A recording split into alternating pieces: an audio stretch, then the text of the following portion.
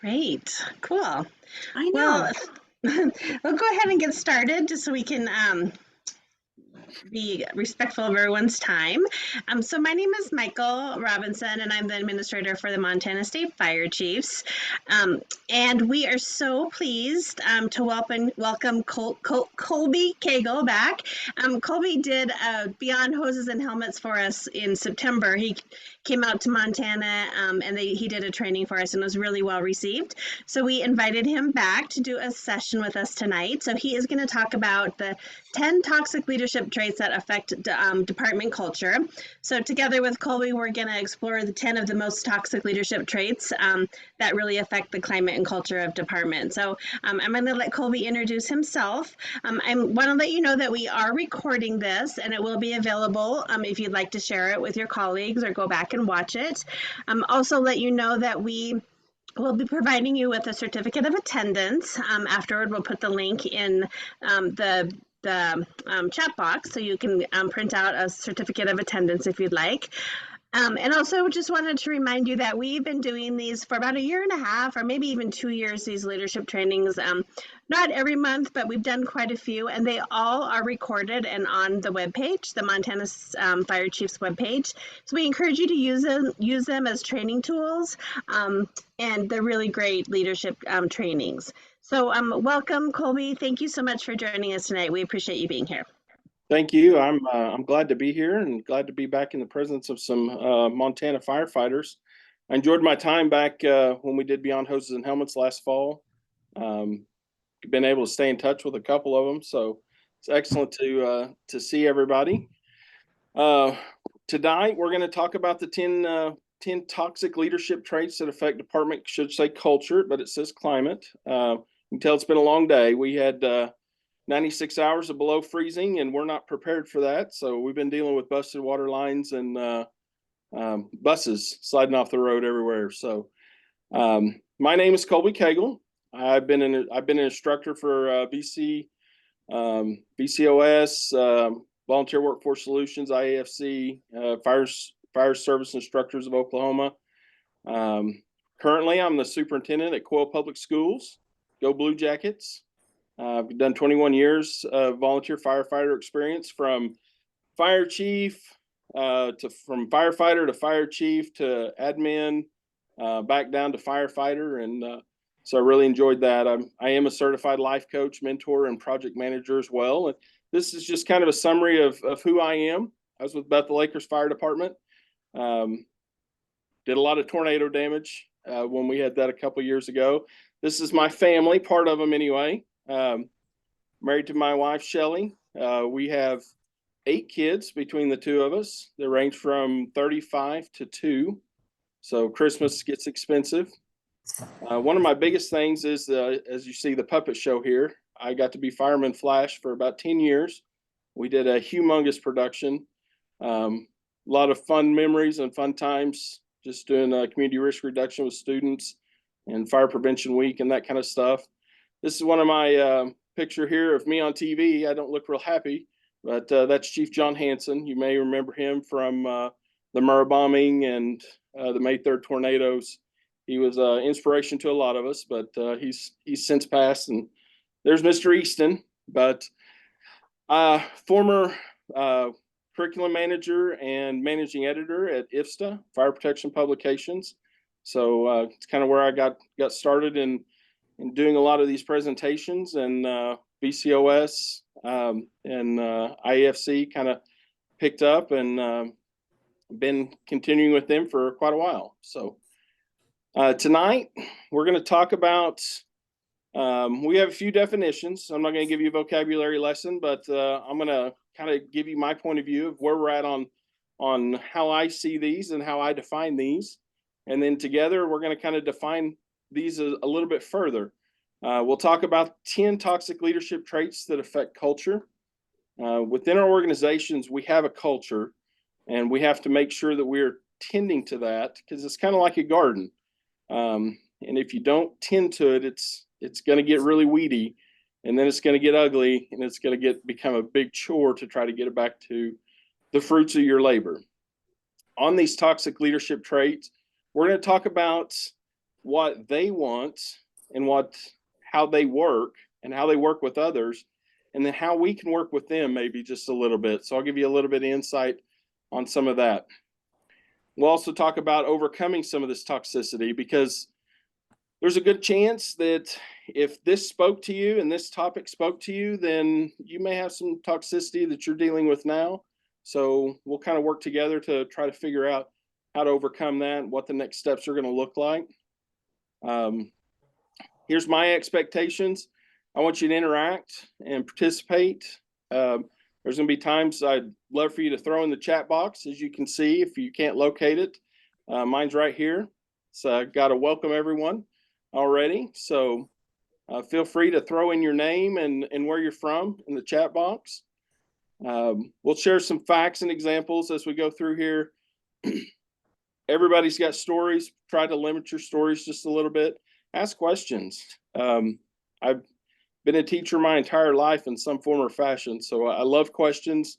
I love challenges. So feel free to throw those out and let's talk about them, because at the end of the day, I want you to take something home that you can use within your department or within your work or within your family, because these leadership traits, they happen all parts of our lives. So make sure that if you have questions, ask them. We'll go through there. So we talk about this as a leadership traits. Now, we've all grown up and we all, in some form or fashion, we're leaders within our department. Whether we're the lone person on the totem pole and as a probationary candidate, or whether we're wearing the 5 bugles as we go through, we're all leaders within our department in some form or fashion. So these apply to all levels of leadership as we talk through them. So first off, what is culture? Okay. Well, it's all of a company's beliefs, or in your case, all of a department's beliefs, values, and attitudes, and how these influence behaviors of its members. Key word there is all. Everyone brings something to the table. When your beliefs, your values don't align, those attitudes start showing a little bit. And that's where some of these toxic traits start seeping into our department. So we've got to make sure that our values within our department align with personal values. Do you know what your personal values are? Have you ever done a value card game? If you haven't, I suggest you jump online, do it. It's a fun cold winter night when you don't want to stretch out a hose line or something like that and want to do something inside. This is a good thing to figure out. Okay, what are people's personal values, and then what are the values of our department? Do they align? And if they don't align, then we're going to have issues. And that's where we're going to start running into cultural issues, because people aren't going to feel included, or our department values are going to be in conflict with personal values, and then we have attitudes. Culture affects how people experience an organization. Okay, what is your experience? Is it a good experience? Is it a bad experience? What's other people's experience? Do you feel a part of that brother and sisterhood of the fire service? Do you feel like an outsider when you walk into the fire department? Do people turn around and walk away from you? Okay, think about the same thing as you're trying to onboard. Maybe you're trying to onboard a new hire or bring in new volunteers. How do those people experience the organization? Culture also shapes your behavior of what's acceptable and what's unacceptable. We've heard that lesson, or that line, you get what you allow. Your culture has everything to do with that. You cannot be a one-person police for culture within your organization. You've got to have help. And this behavior and these expectations of what's acceptable and what's unacceptable help define that. And once everybody's in harmony, it's kind of self-sufficient. It'll take care of itself. Culture also helps define your values or your core principles that guide your behavior. Okay, we talked a little bit more about the values there. Okay, your core principles are how you emphasize those, or how you put those values into practice. So that culture helps continually grow those and continually cultivate that experience. Okay? Make sure, biggest thing is that your values aren't in conflict with what your culture is. So type in the chat box, what is your organization's culture? What are 3 words? What do people experience? What's the general behavior? And what's one of your values? If you would throw that in the chat box, please. Thank you for those of you that have jumped in here and put where you're from.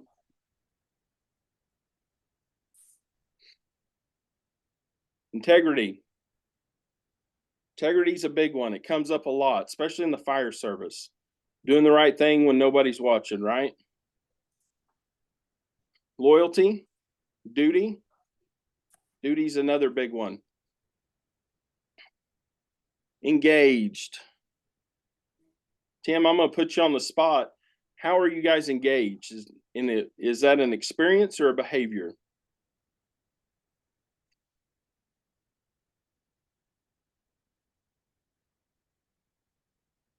Tim, you can unmute if you want to. Humility, honesty, those are all good ones.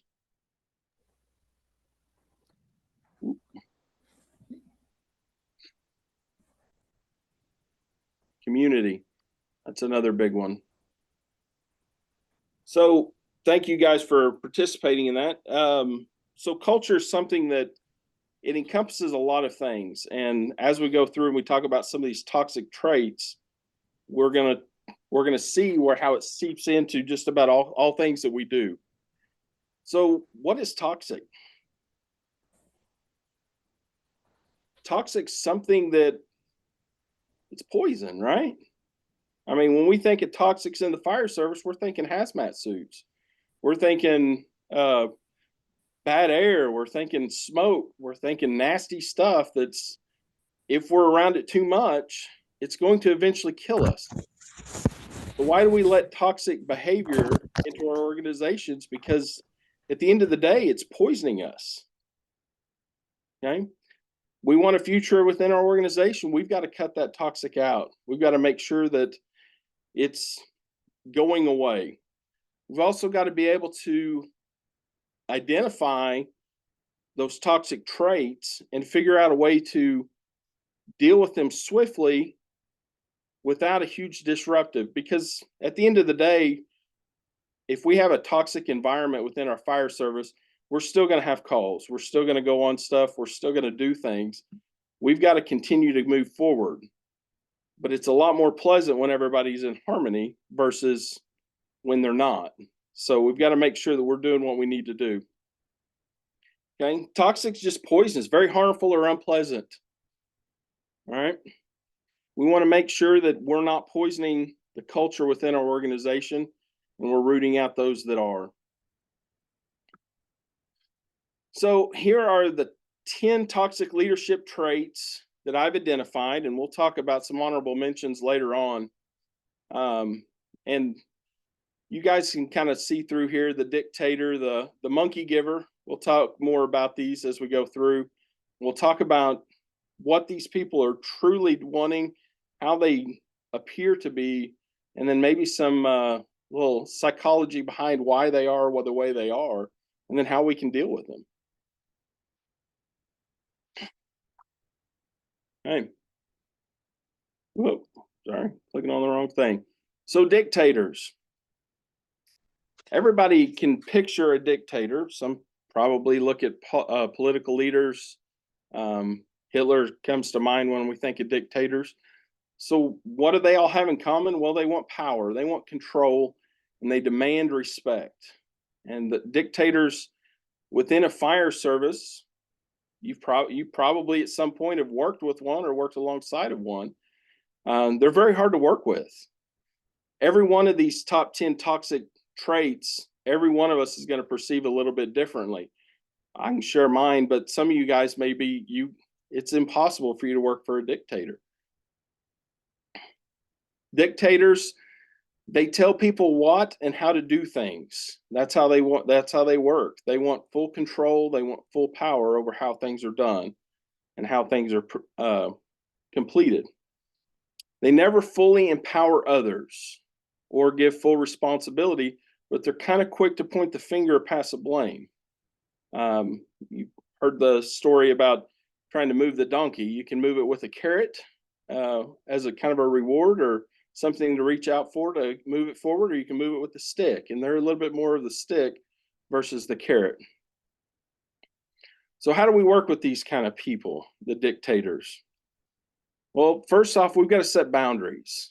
If you're not, boundaries for leaders, Dr. Henry Cloud, and I'll throw these up later on, but that's a very good book for learning how to set boundaries for people that are dictators. And we're going to talk about boundaries a few different times in here, but set boundaries with them, give and receive expectations. Okay. That's a difficult conversation. Trying to get a dictator to receive expectations. They'll be glad to give them to you, but they're very hard to receive them. So that takes a little bit of practice, a little bit of work. The monkey givers. Has anybody read the book Shifting the Monkey? If you haven't, it's a pretty good book. What are we talking about on monkey? Okay, what we're talking about is everybody has problems, everybody has tasks, everybody has something that they're supposed to do, and that's a monkey. That's a monkey on your back. Until you get it done, it's always going to be there. It's always going to be taking up brain space, energy. Well, a lot of times we have people that put that stuff on top of us, even though we have our own that we're supposed to do. They still throw monkeys towards us to try to get us. Basically, they're going to slack off on theirs so that you can get your job and their job done at the same time. Shifting the Monkey talks about the liars, the criers, and the givers. So we want to make sure that we're watching out and taking care of that, the liars, the criers, and the slackers. So monkey givers, they want peace, they want little work, equality, fairness. They don't want a lot of responsibility. So if it's something that's hard or challenging or it's going to take time, they're probably going to be delegating that to you. They call it delegating. We call it shifting the problem. So very seldom are they going to step up and just be that leader and take charge and do stuff, because that takes a lot of effort. It takes a lot of work. They're going to be usually sitting in the back seat with that ref whistle, making sure that we get it done correctly and that everybody's included. Everyone has monkeys, but we end up shouldering the monkeys of the liars, the criers, and the slackers.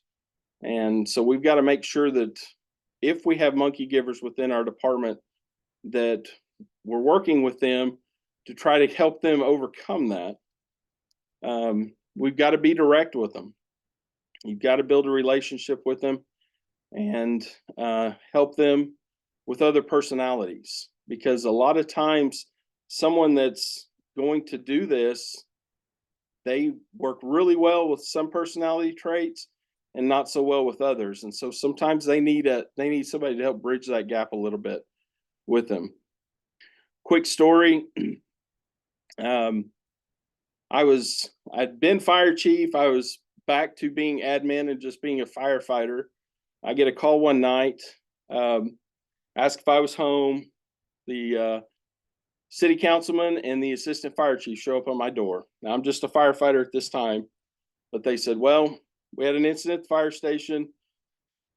The chief's wife and the captain's wife got into a fist fight in the middle of the fire station, and we need you to do something about it. Well, it wasn't my problem. I wasn't even in the position to make that issue. But with that, we had the relationship built, but they didn't have the personality trait to go after this. And that was why they came to me. And I had to be direct with them and tell them, okay, I'm going to make the decision, but you're going to have to back me 100% on this. And you're going to have to sign off on it as well. And so that's how I had to deal with these monkey givers, because truly it wasn't my responsibility. I didn't even see it happen. But fun times when you have a lot of husband and wives on volunteer fire departments, but it can be good and it can be bad. All right. Indecisive. This right here is my biggest pet peeve. I cannot work for someone that's indecisive. I want to plan and I want to go forward. I don't care if the plan's right, but I want to go forward. Most of the time, this is someone that wants other people to make their decisions and take on the responsibility. Chip Heath and Dan Heath, they wrote a whole book on this called Decisive. This is exhausting. If you ever work for somebody that's indecisive, when you need an answer, they kick it around, they kick it to committee, they want to think on it. They're not someone that's going to make a decision, and that is very, very frustrating. That's my number one. I can't work for somebody that's indecisive. I've had to quit a really good job before because I had somebody that was indecisive, because they didn't make the decision, and then they allow somebody else to make the decision and then sit back and armchair quarterback from it. So it's tough. Okay, they stall, they kick the can, they avoid, they just try to outlast others. And if they can outlast others, then they don't have to do it. Little to no vision, and a lot of times they're very easily persuaded. Person I worked for, he had a hard time making a decision on anything. Like, we're going to cancel school. It was usually at 6 a.m. because 2 or 3 people called him and persuaded him to do it. He would not make that decision. Even though he had committees to make it, he never would just pull the trigger and do it. So, and then he would get on to people that if they tried to jump out ahead and say, okay, we're not doing school or we're having school, then he would go back and get after them after that. Okay. You've got to move the conversation forward. Don't let them sit there without making a decision. When you talk to them one-on-one, make sure that they are forced to make a decision. A lot of times you have to persuade them to make a decision. But when the door opens, you got to make sure that they're on your side too. Set limits and help identify their anxieties. There's a reason that they're indecisive. Okay. Most of the time, when you really get down to it, you really start digging in, it's because at some point in time, they made a decision that was wrong and they failed. And they're a little bit gun shy about that. So you've got to make sure that help find those anxieties. If you have someone that's underneath you that you're trying to train or mentor or help out, allow them that freedom to fail, provide them with an environment, that freedom to fail, and then how you coach them through that determines whether or not they're going to be indecisive going forward or not. So give them that opportunity if you can. So what do we have when there's no vision and no direction? Anybody want to take a stab at that one? No vision and no direction. Chaos. Chaos. Yes. As a former student of mine, when selling fireworks, called it chaos. But yeah, we have chaos. Compass doesn't point north. Absolutely. Organizational friction, for sure. That's a huge one. When you have people not in leadership roles that aren't making decisions, everybody gets frustrated in this situation. Yep, dysfunction. 5 dysfunctions of a team. If you guys haven't read that one, this is a big one in that one. Staff that creates their own visions. Absolutely. Somebody's going to step up and take the lead. Okay. Most of the time, what happens if you have someone in the lower ranks that steps up and takes a lead and you have an indecisive leader, they paint a target on their back. That's something that you've got to watch out for. I've been in those situations where I've been indecisive at times. I've got to make sure that I'm not doing that. That's something that I would rather have one plan and move forward than have 2 plans and go nowhere, or 3 plans or no plans. All right. Thank you guys for chiming in there. Knowledge hoarders.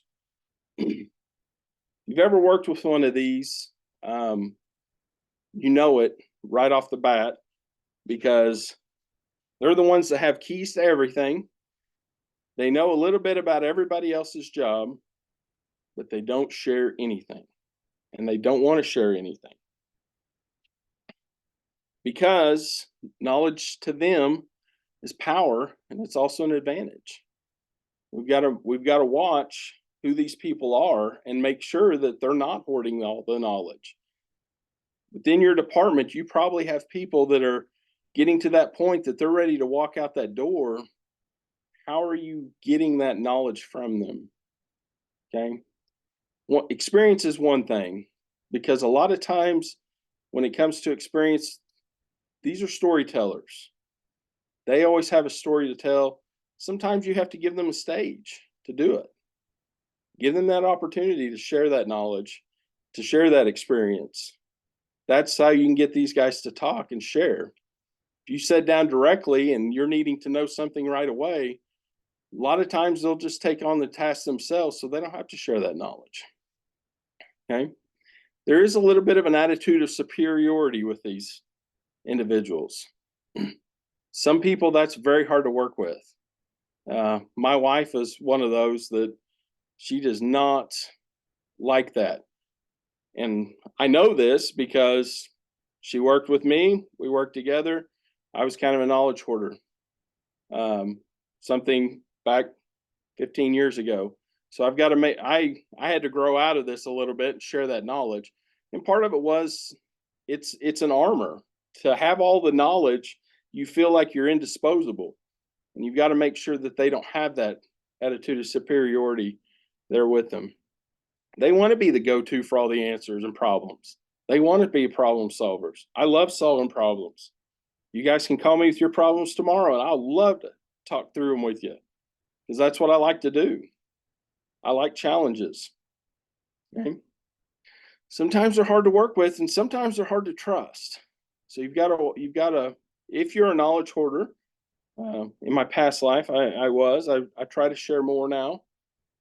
Not that TMI stuff. We'll talk about that a little bit later, but try to share what I can without going too far into it or telling too much of a story to get myself or someone else in trouble.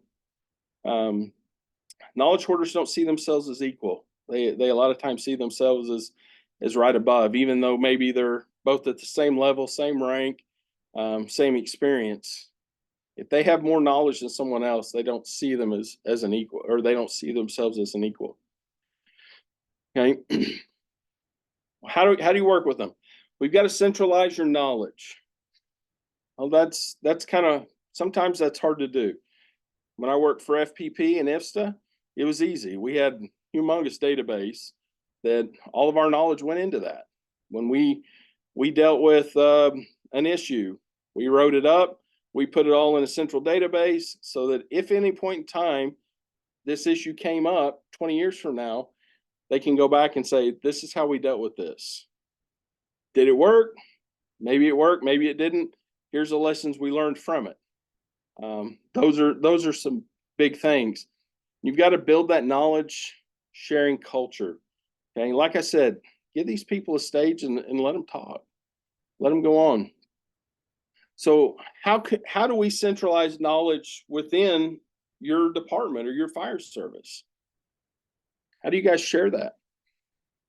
Do you write it down? Feel free to jump in the chat and see what we got.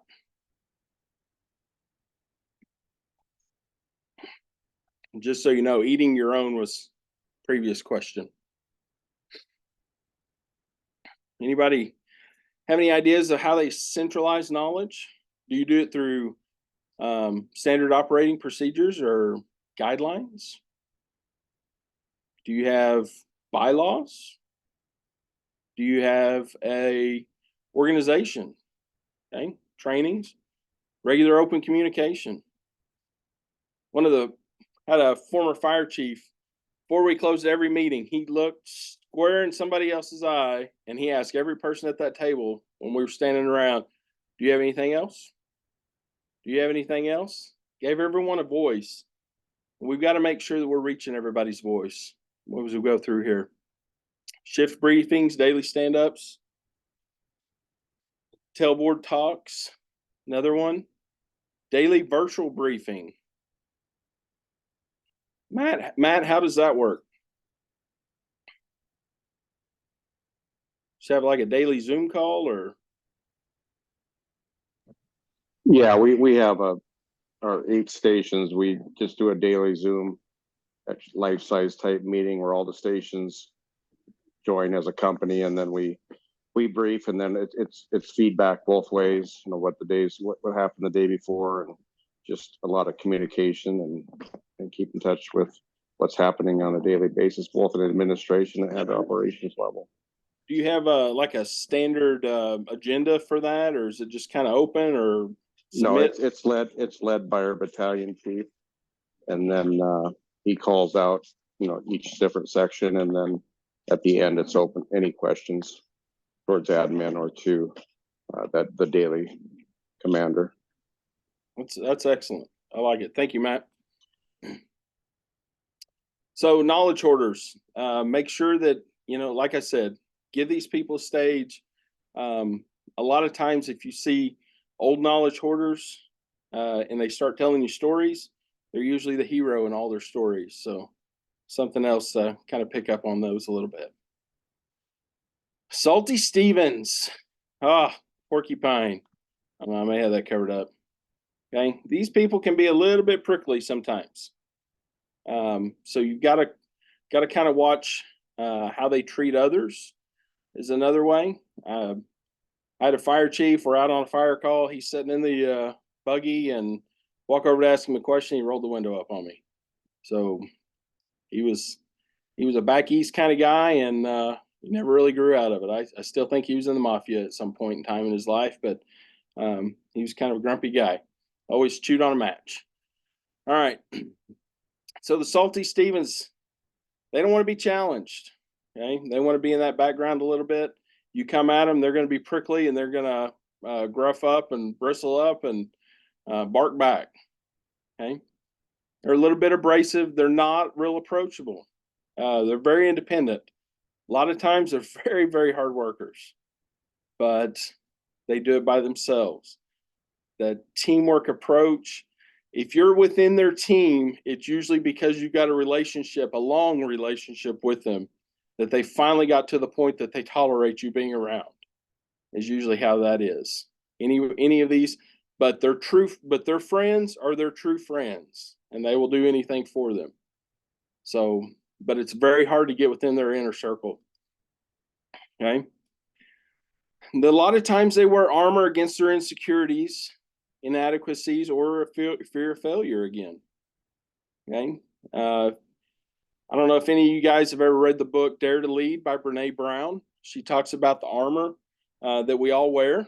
Sometimes it's very tough to get inside and try to allow our true self to come out whenever we're working with people or around other people. So that's another book that I think is fantastic by Brene Brown. So, but we all have insecurities. I mean, every one of us do. Some people are very open about them. You can see them on TikTok and on Facebook and on other places. A lot of times it's with a lot of drama tied to it. A lot of other people, you'll never know their insecurities ever. But sometimes in the Salty Stevens, there's that fear of failure, and there's that fear of rejection as well. So kind of makes them a little bit who they are. This group, they need that reassurance, or, they have a desire for relationships. A lot of times it just takes a lot of patience to kind of push through that hard exterior and find that, peel that onion one layer at a time sometimes, but you got to kind of work your way in there. And a lot of times just time's a big way to get through these people, just honesty and time. The users and the abusers. Okay. dealt with some of these people in my life before. I'm sure as you all have as well. Okay. These people very much kind of like that dictator, that power control. They want that authority. They only see people as a tool to get them where they need to go. Relationships with these people are very, very tricky. Help is usually just a one-way street. They want help, and when it comes time for you to get help, it's very hard sometimes for them to work with you. They kind of have that old school way of thinking of others, especially in service industry. I mean, you think back to the fire service back in the 70s, 80s, when you look at job requirements for the fire service, basically you were hired from the neck down. You were hired to be a tool. You were hired to do things and listen, and the kind of that paramilitary organization structure. You weren't paid to think. You just get in there and do it. Kind of have a cool mustache with it, but they have a lot of these users and abusers. They have that old school way of thinking that people are there for them and not necessarily the other way around.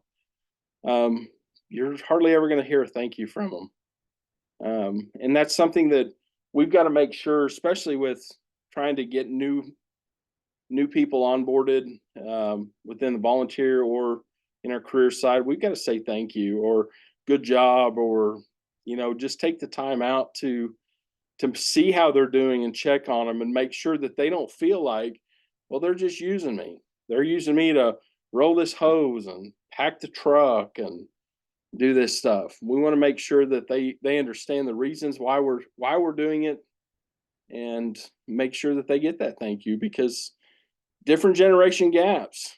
Some people, I say thank you to my dad or my grandpa. They're kind of like, what are you talking about? If I don't say it to my kids, or say it to someone their age, they really don't have a need for being around me. So got to make sure that you're hitting those generational gaps and talking with those people. A lot of times these are difficult conversations, because you start talking about relationships. With relationships come attitudes, come emotions. Users and abusers, they don't like that touchy feely stuff. So this is going to kind of be a difficult conversation, but it's a conversation that's worth having, because it's never going to get better if you don't address it. The blamers, the finger pointers. Okay, they always want to look good. They don't want to be wrong, and they have the ability of judging others. Okay, when you work with them, you got to watch out for the bus, because if stuff goes right, they did a good job. If stuff goes wrong, it was somebody else. They're not a really good teammate. So you've got to kind of watch that group. A lot of times they're looking for a reason or a person to blame things for failing, whether it's in their personal life, whether it's in their work life, whether it's in their social life, any part of their life. They're going to look for someone else to blame for failure. Okay, hard to build relationships with, and they're going to break trust. If this is someone close in your life, sometimes you just have to know that going in, that they're going to break your trust a little bit. So it's always best to work side by side with them and be seen if you're going to do something in a team setting. And don't get roped into them.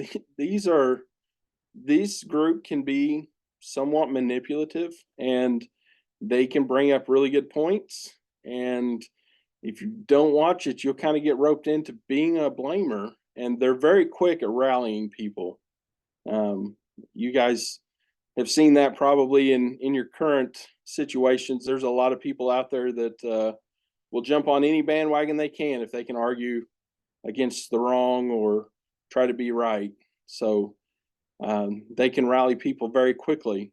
And within an organization, this is a group that can really flip your culture and make a really crummy environment for everyone really, really fast. And that's kind of why they made the top 10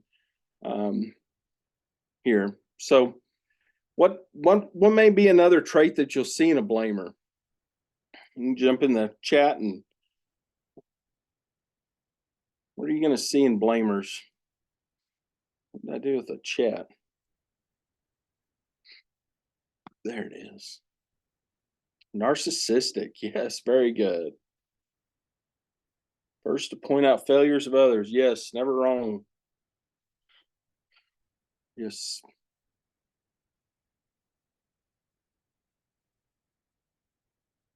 Yeah, those are all good ones. Blamers are very narcissistic. A lot of these, if you'll really dig down into these top 10 here, a lot of narcissistic tendencies on some of these. So thank you guys for putting that in there. The fakers. Now there's a couple different kind of fakers, but on this one, I was kind of doing that fake it till you make it, which is a very, very dangerous thing in especially in the fire service, or really any type of public service. This is a group that you really have to watch out for. Their biggest thing is, and it kind of goes back to that movie, Catch Me If You Can. They don't want to be caught, and they don't want to be challenged, and don't put them on the spot, because they're a lot of inadequacies, self-doubt, are a lot of things that you'll find on these fakers. Now, a lot of times they're extremely smart, and that's why they got where they are. Maybe they're good test takers. I don't know, but they can be very sketchy with communication to a point that you're not going to be able to pin them down on what they said, because they said it two different ways at the same time. Maybe talk out of both sides of their mouth, or double talk a little bit. Can be very elusive with how they communicate, and somewhat dangerous, especially if it's a big situation and they're not ready for it. Okay. They're not direct until you push them. And that's one of the ways that you're going to have to kind of work with them, is you're going to have to push them a little bit. But usually they're not direct unless pushed. In the micromanaging, they want to keep that eye on, so that they can be the first one to kind of pull back when stuff starts going off the rails just a little bit. They can be a roller coaster of emotions. They're very happy at one point. They can be very mad at another, especially if they start getting pushed a little bit. Okay. Usually smart, but a little bit over their head.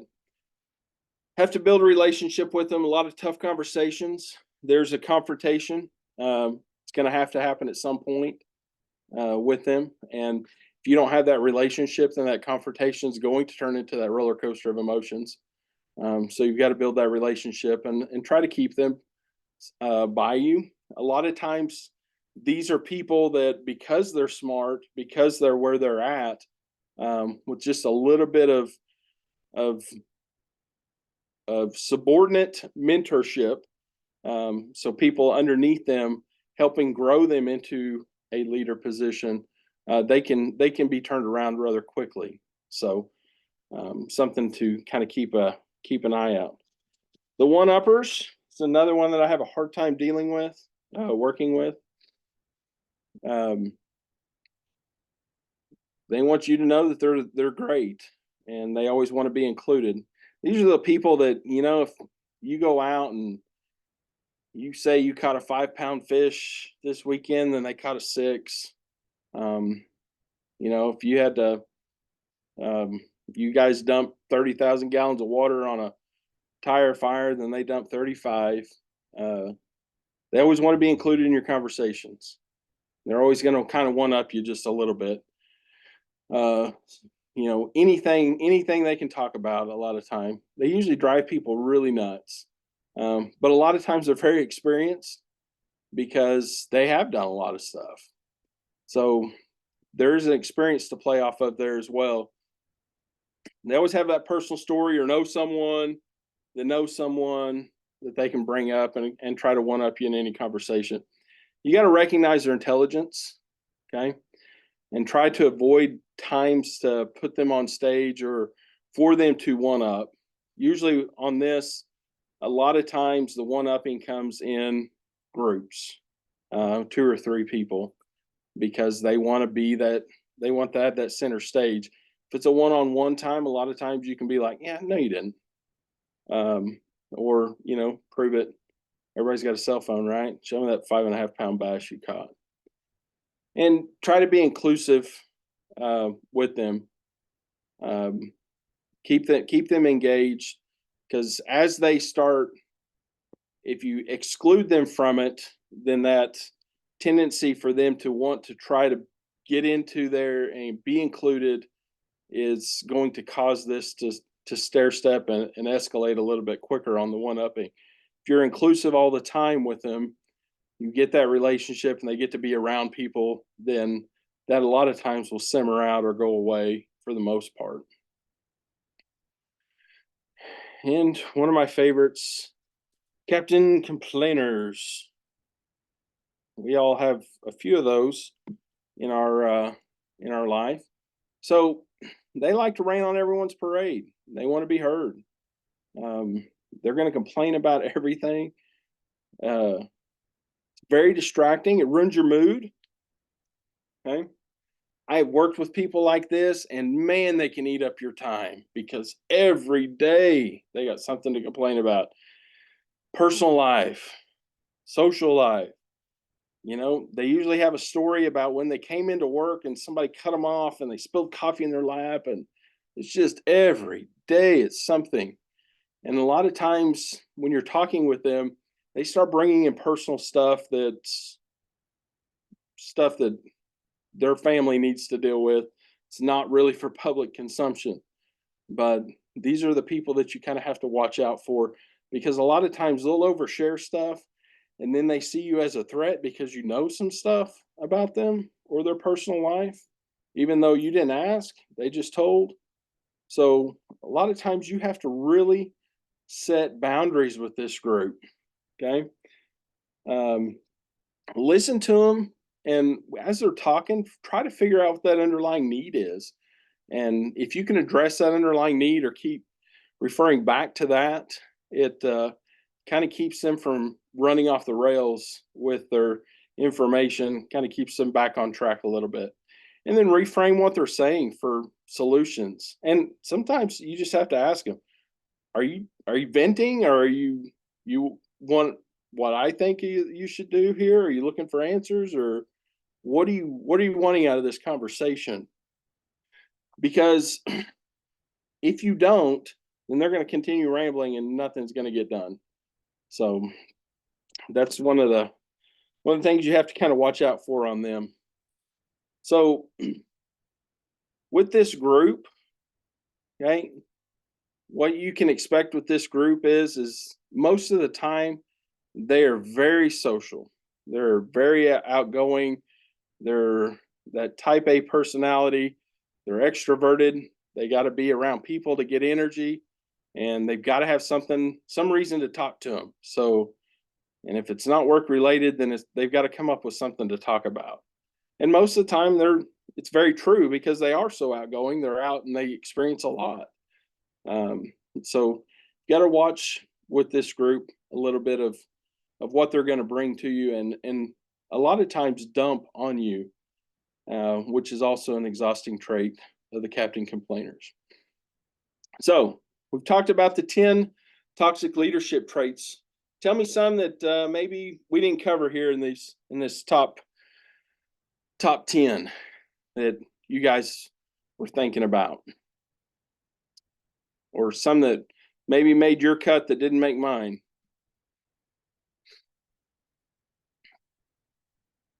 The never wrong. Oh, yeah. That's, yeah. Oh, that was the last time. Sorry, looking at the time here. Girl versus boy. Okay. Mansplaining. Or what are we talking about there?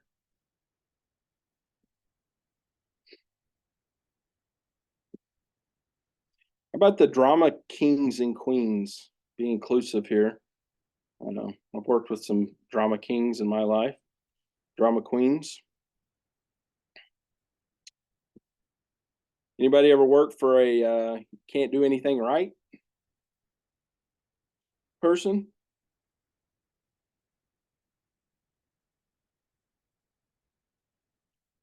Another one of mine that was close was the forceful Freds.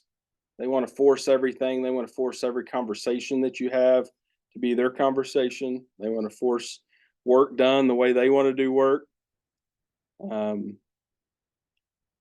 Then the idea stealers. That's another one that I really have a hard time working with. Every good idea was their idea. Every bad idea was your idea. So you've got to watch that group. So out of this list here, if you guys would just throw in the chat, what do you have in your department? Any of you guys dealing with any of these right now in your department?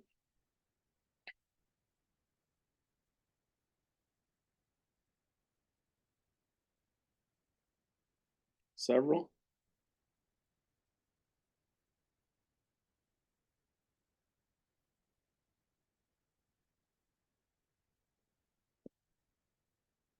All right. Well, overcoming the toxicity. Okay. One of the things you got to know is, okay, the blamers, the monkey givers. Yeah, the monkey givers can be exhausting for sure. The blamers, we talked about that one. One that kind of overcoming the toxicity, you've got to know your own tendencies. All right.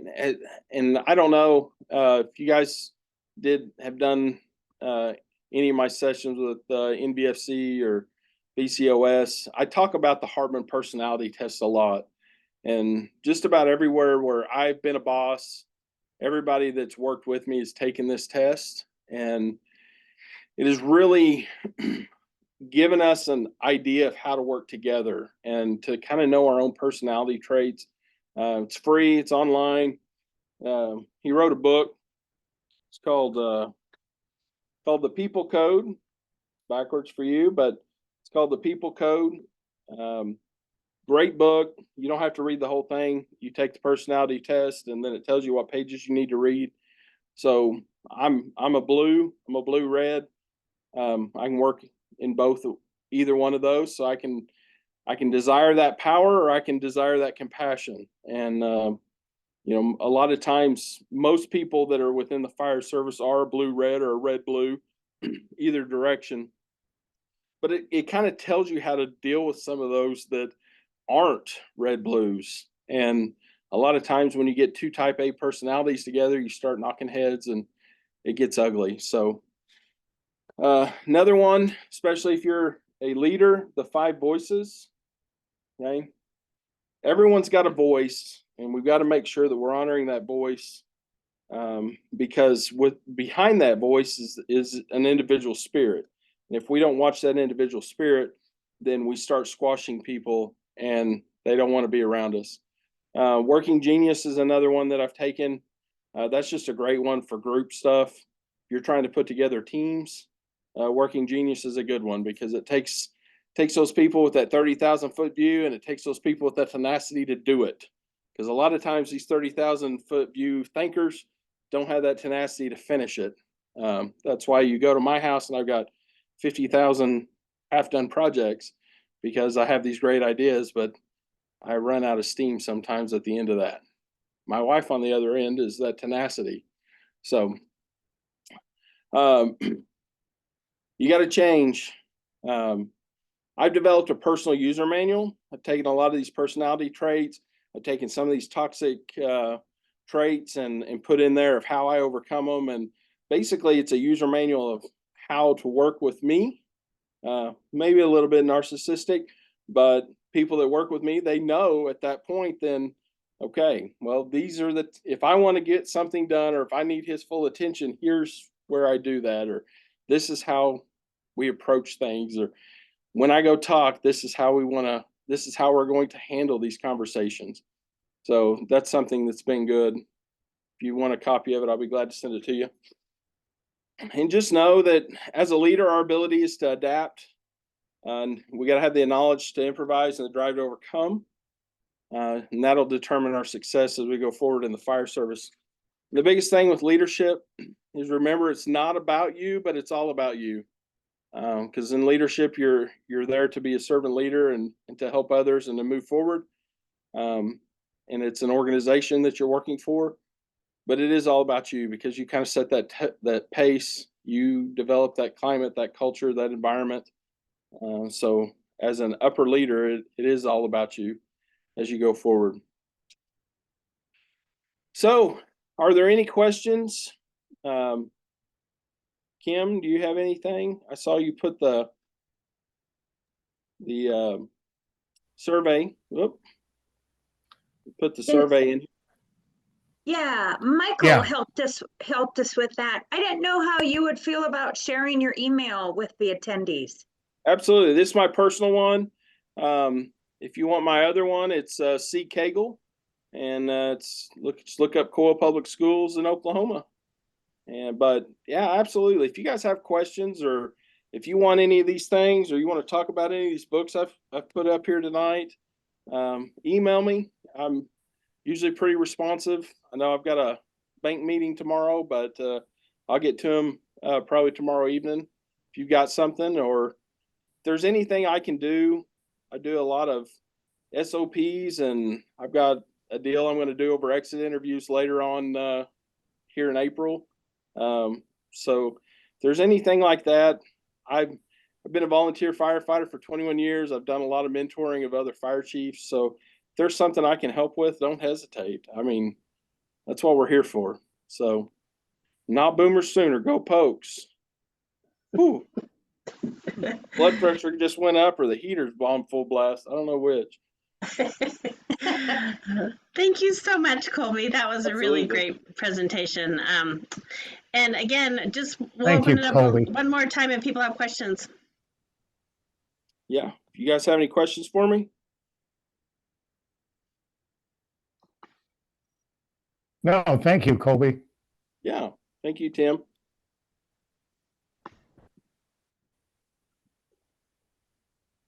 Well, I will just quickly share when our next presentation will be. It is going to be Tuesday, February 6th at 6:30, and we will be joined by Chief Sean Stokes, who is a program manager with Cooperative Services LLC. So they'll be talking a little bit about cooperative purchasing. So it's quite interesting if you are doing any purchasing. So please join us, and we'll be sending out couple emails about it, so you can register for that.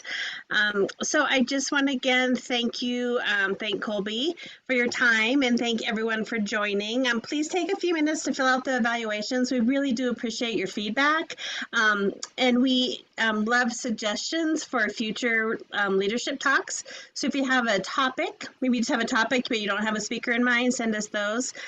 There's an opportunity for you to do that in the evaluation. So thank you all so much, and have a great evening. Stay warm out there. We'll see you in February. Hey, thank you guys. All right. Thank you, take Colby. care. Thank you, Colby. Thank you. Thanks, Colby. Take care. Thank you. Bye-bye.